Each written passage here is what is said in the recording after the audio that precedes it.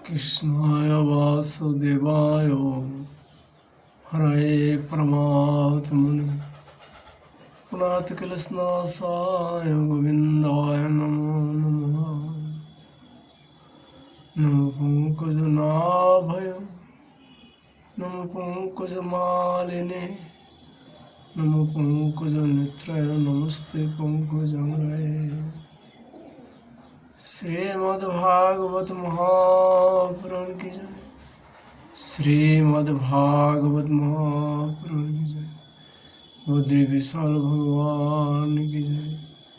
नर नारायण भगवान की जय। नारद जी भगवान की जय। श्री कृष्ण द्वैपायन व्यासदेव भगवान की जय। सुखदेव गोस्वामी जी की जय। परीक्षित जी महाराज की जय। सूत जी महाराज की जय। शौनक आदि ऋषियों की जय। श्रोता बिंदु की जय। भक्त बिंदु की जय। श्री गुरु महाराज की जय। जय जय श्री राधे श्याम निताई गौर हरि बोल।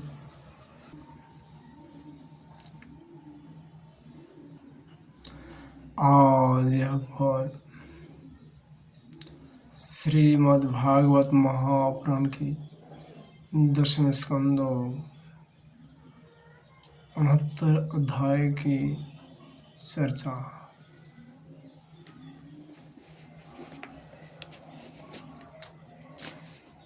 देवर्षि नारद जी का भगवान की गृह सज्जा देखना। सुगोवाच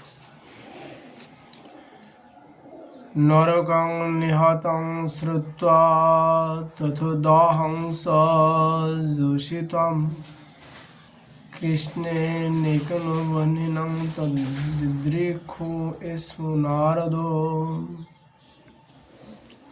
सुखदेव गोस्वामी जी कहते हैं, परीक्षित, जब देवर्षि नारद ने सुना कि भगवान श्री कृष्ण ने नरकासुर अर्थात भौमासुर को मारकर अकेले ही हजारों राजकुमारियों के साथ विवाह कर लिया है, तब उनके मन में भगवान की रहन सहन देखने की बड़ी अभिलाषा हुई।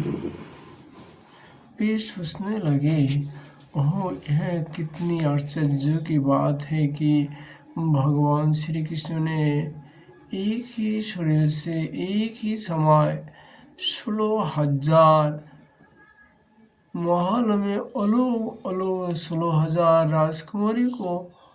राजकुमारियों का पानी ग्रहण किया। देवर्षि नारद इस उत्सुकता से प्रीत होकर भगवान की लीला देखने के लिए द्वारका आ पहुँचे। वहाँ के उपवन और उद्यान खिले हुए रंग बिरंगे पुष्प से लादे वृक्ष से परिपूर्ण थे। उन पर तरह तरह के पक्षी चहक रहे थे और भौरे गुंजार कर रहे थे। निर्मल जल से भरे सरोवर में नीले, लाल और सफेद रंगों के भांति भांति के कमल खिले हुए थे। कुमुद और नवजात कमलों की मानो भीड़ ही लग गई। उनमें हर्ष और सरस कलरव कर रहे थे।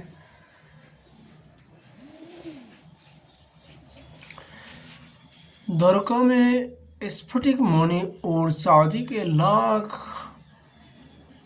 महल थे। वे फर्श आदि में जरी हुई महामरकत मुनि पन्ने की प्रभा से झगमगा रहे थे और उनमें सोने तथा हीरे के बहुत सी सामग्रियां शोभायमान थी। उसके राजपथ, बड़ी बड़ी सड़कें, गलियां, चौराहे और बाजार बहुत ही सुंदर सुंदर थे।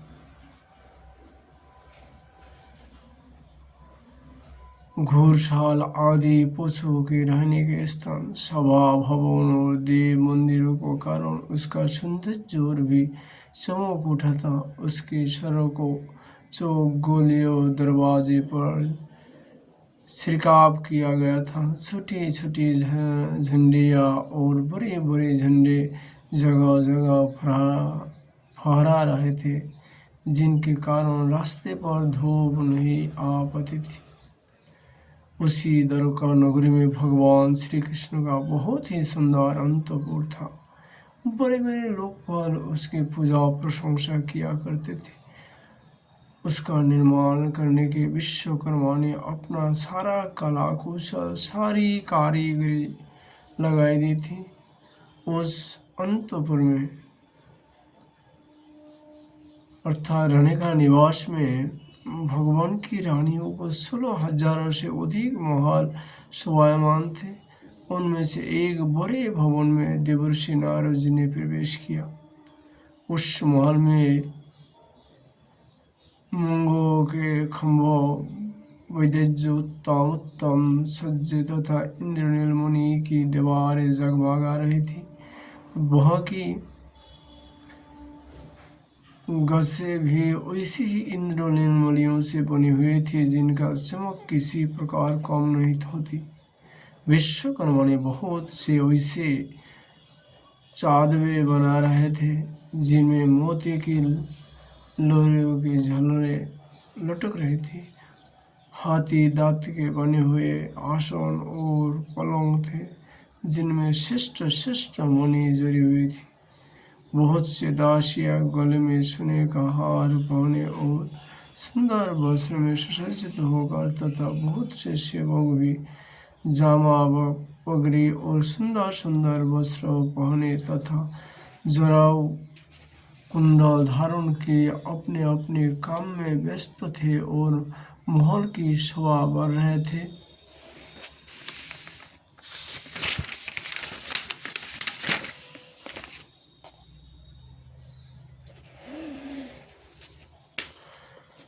अनेकों रत्न प्रदीप अपने जगमगाहट से उसका अंधकार दूर कर रहे थे।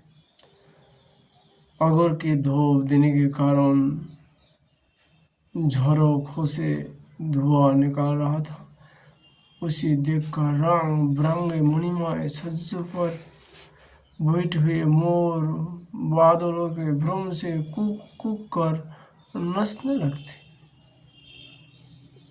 देवर्षि नारद जी ने देखा कि भगवान श्री कृष्ण उस महल की स्वामिनी रुक्मिणी जी के साथ बैठे हुए हैं और वे अपने हाथों भगवान को सोने की डारी वाले सबूर से हवा कर रहे हैं। यद्यपि उस महल में रुक्मिणी जी के समान ही गुण रूप अवस्था और वेशभूषा वाली सहस्त्र दासियां भी हर समय विद्यमान रहती थी। नारद जी को देखते ही समस्त धार्मिकों के मुकुटमणि भगवान श्री कृष्ण रुक्मिणी जी के पलंग से सहसा उठ खड़े हुए। उन्होंने देवर्षि नारद के जुगल चरण में मुकुट युक्त सिर से प्रणाम किया और हाथ जोड़कर उन्हें अपने आसन पर बैठाया। सुखदेव गोस्वामी जी कहते हैं, परीक्षित, इसी में संदेह नहीं है कि भगवान श्री कृष्ण सरासर जगत के परम गुरु है और उनके चरणों का धवन गंगा जल सारे जगत को पवित्र करने वाला है। फिर भी वे परम भक्त वत्सल और संतों के परम आदर्श उनके स्वामी है। उनका एक असाधारण नाम ब्रह्मण्य देव भी है। वे ब्राह्मणों को ही अपना आराध्य देव मानते थे। उनका यह नाम उनके गुण के अनुसार एवं उचित ही है। तभी तो भगवान श्री कृष्ण ने स्वयं ही नारद जी को पाप पकड़े और उनका चरणामृत अपने सिर पर धारण किया। नर शिरोमणि नर के सखा सर्वदर्शी पुराण पुरुष भगवान नारायण ने शास्त्रोक्त विधि से देवर्षि शिरोमणि भगवान नारद को पूजा की। इसके बाद अमृत से भी मीठे किंतु थोड़े शब्दों में उनका स्वागत सत्कार किया और फिर कहा, प्रभु आप तो स्वयं समग्र ज्ञान वैराग्य धर्म जा श्री और ऐश्वर्य से पूर्ण है, आपकी हम क्या सेवा कर सके। नारदोवाच नैवाद्भुतं तैविवोऽखिलो लोकनाथे मैत्रे जनेषु सकलेषु दामोखलानां निःश्रेषाय हि जगत्स्थितिरक्षभ्रं स्वैरावतारो उरुगायो विदामो सुष्ठु।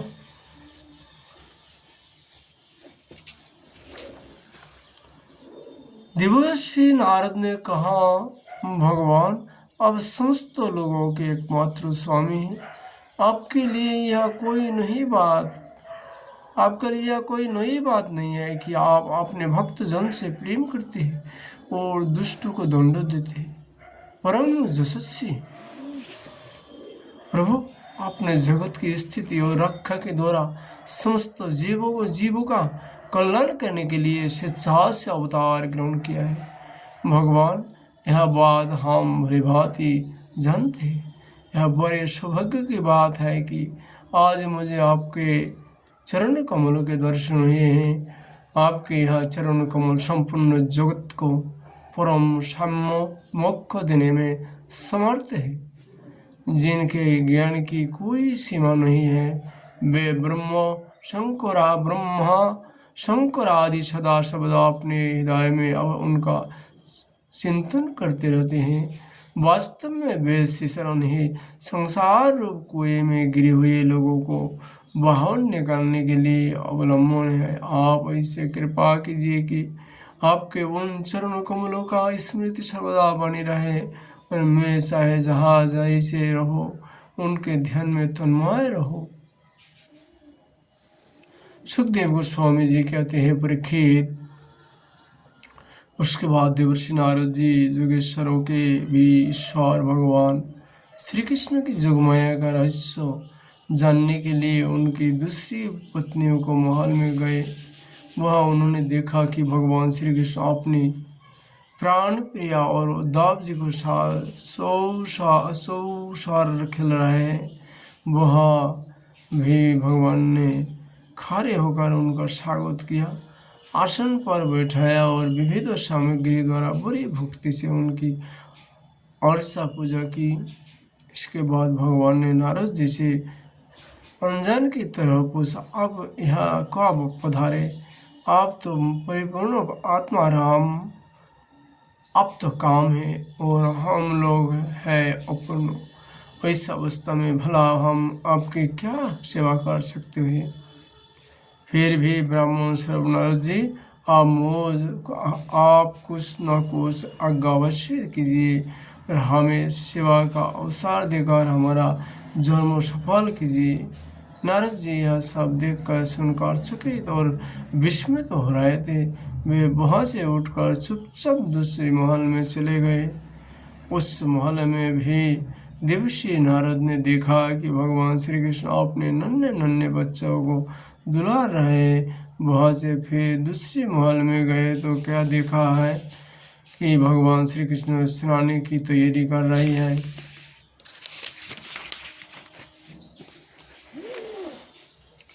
इसी प्रकार देवर्षि नारद ने विभिन्न महल में भगवान को भिन्न भिन्न कार्य करते देखा।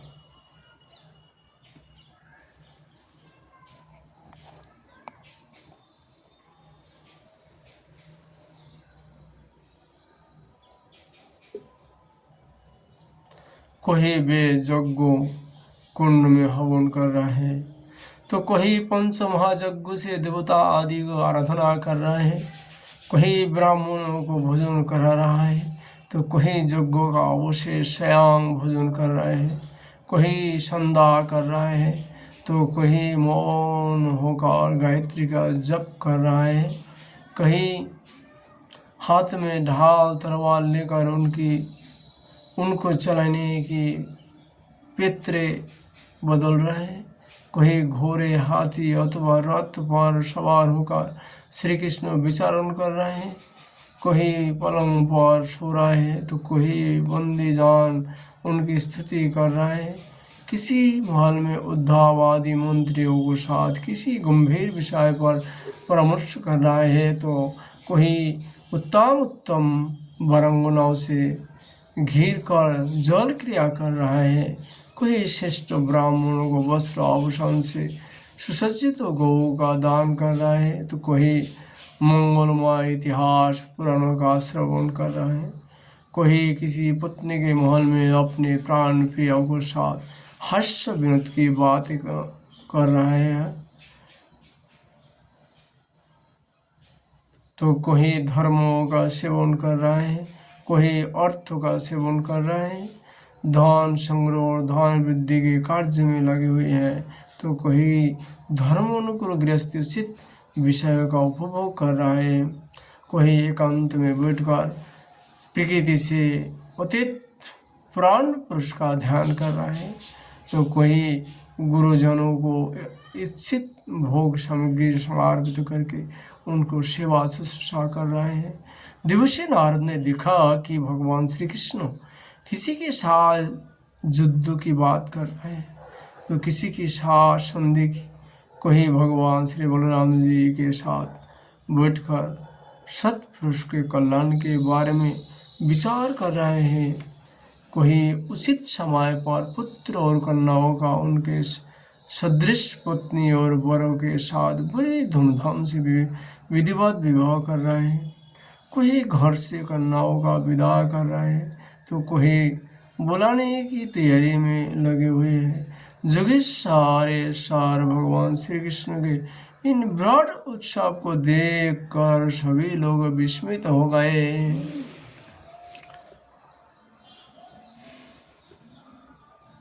कोई बड़े बड़े यज्ञों के द्वारा समस्त देवताओं के जजन पूजन और कर रही है। कोई कुएं बगीचे तथा मठ आदि बनवाकर इष्टा पुरुष धर्म का आचरण कर रहे हैं। कोई श्रेष्ठ जादवों से घिरे हुए सिंधु देशियों घोड़े पर चढ़कर मृगया कर रहे हैं।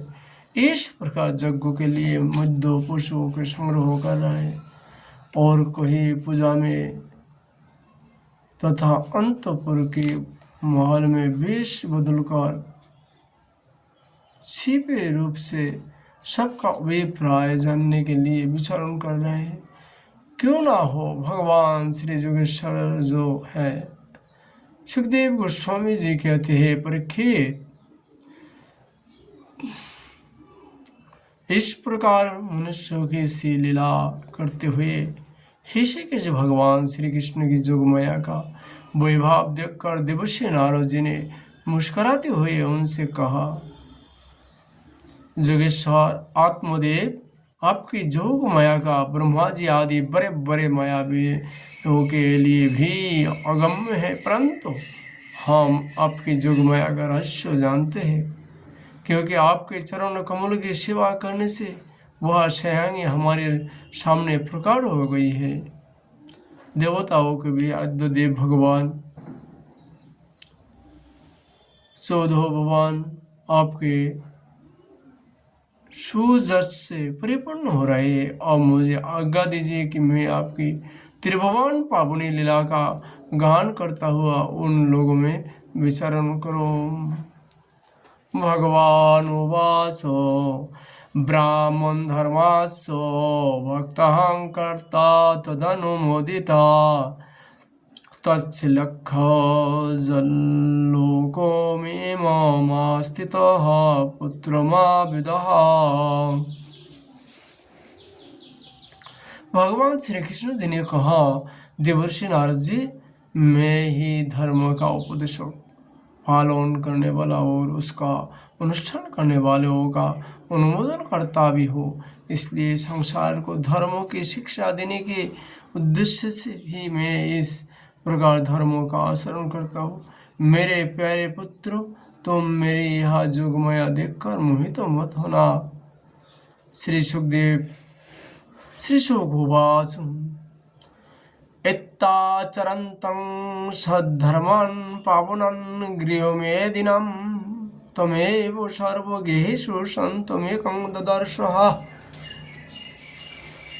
सुखदेव गोस्वामी जी कहते हैं, इस प्रकार भगवान श्री कृष्ण गृहस्थ को पवित्र करने वाले श्रेष्ठ धर्मों का आचरण कर रहे थे। यद्यपि वे एक ही है, फिर भी ऋषि नारद जी ने उनको अनेक ही प्रत्येक पत्नियों के महल में अलग अलग देखा। भगवान श्री कृष्ण की शक्ति अनंत है। उनकी जोगमाया का परम औचित्य बार बार देखकर देवर्षि नारद के विस्मय और कुतूहल की सीमा न रही।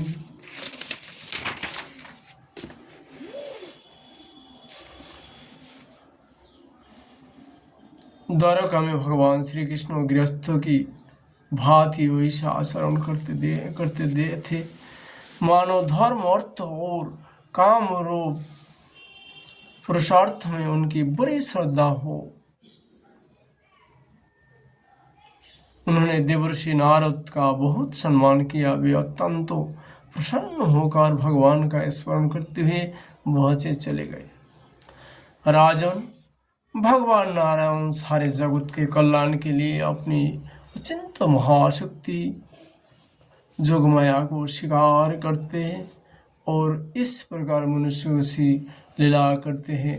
द्वारकापुरी में 16,000 से भी अधिक पत्नियां अपनी सलज्ज एवं प्रेम भरी सिद्धवान तथा मंद मंद मुस्कान से उनकी सेवा करती थी और वे उनके साथ विहार करते थे। भगवान श्री कृष्ण ने जो लीलाएं की है उन्होंने दूसरा कोई नहीं कर सकता। सुखदेव जी गोस्वामी जी कहते हैं, परीक्षित, वे विश्व की उत्पत्ति, स्थिति और प्रलय के परम कारण है। जो उनकी लीलाओं का गान श्रवण करने वालों का अनुमोदन करता है, उसे मुख्यों के मार्ग स्वरूप भगवान श्री कृष्ण के चरणों में परम प्रेममयी भक्ति प्राप्त हो जाती है। इसलिए आप लोग ज़्यादा से ज़्यादा भागवत जी का श्रवण कर लीजिएगा। आप लोग को भी भवसागर भगवान पार कर देंगे इस कथा का माध्यम से। इसमें कोई संदेह नहीं है, क्योंकि ये वेद वाणी है। सोगवाच अतैश्योपावृत्तायां कुकुटान् कुजुतो सपन् गृहीतो कंठो पोतिभिर्माधव्यो ब्राहोतुरा। इस श्लोक का भावार्थ तो हम फिर कल चर्चा करेंगे।